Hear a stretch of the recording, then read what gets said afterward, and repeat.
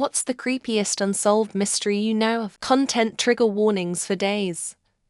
This is pretty distressing. Also known as the Abaddon House of Horror or Saka, was a dilapidated building believed to have been used for human trafficking and ritual sacrifice located in Saka Forest in Ibadan, Oyo State, Nigeria. The building was discovered on March 22, 2014, by a group of motorcycle taxi drivers who had formed an impromptu search party after the disappearance of a driver in the area. I don't believe they ever found the driver.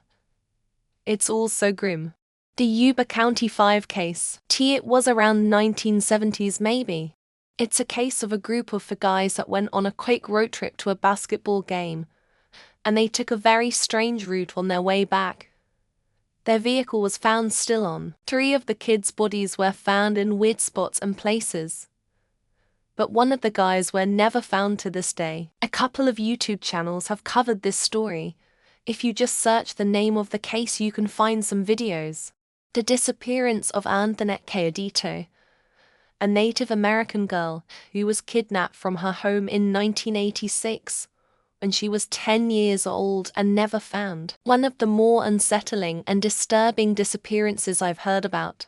Especially the audio of her trying to phone the police and some angry male voice intervening, followed by her screams. Of Antoinette Cayedito.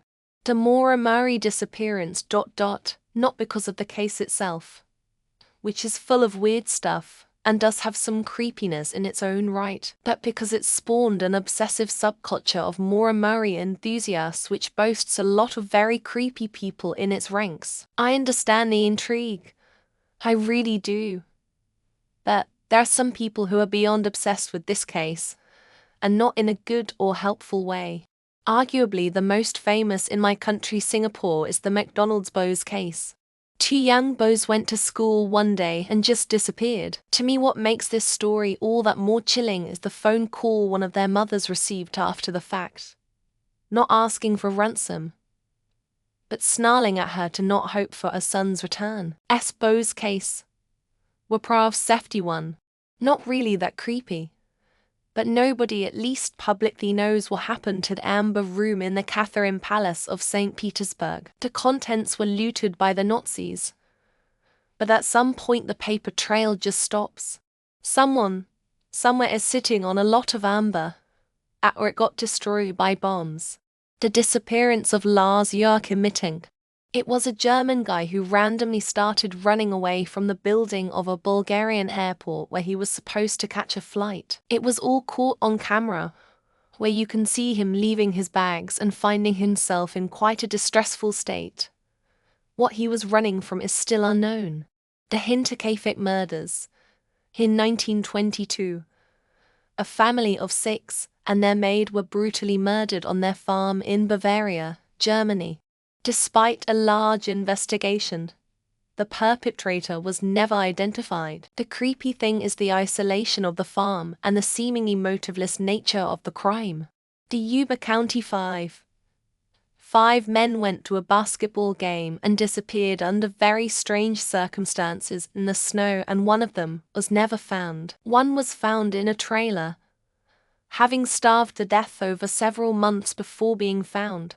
There's a documentary on Netflix about it.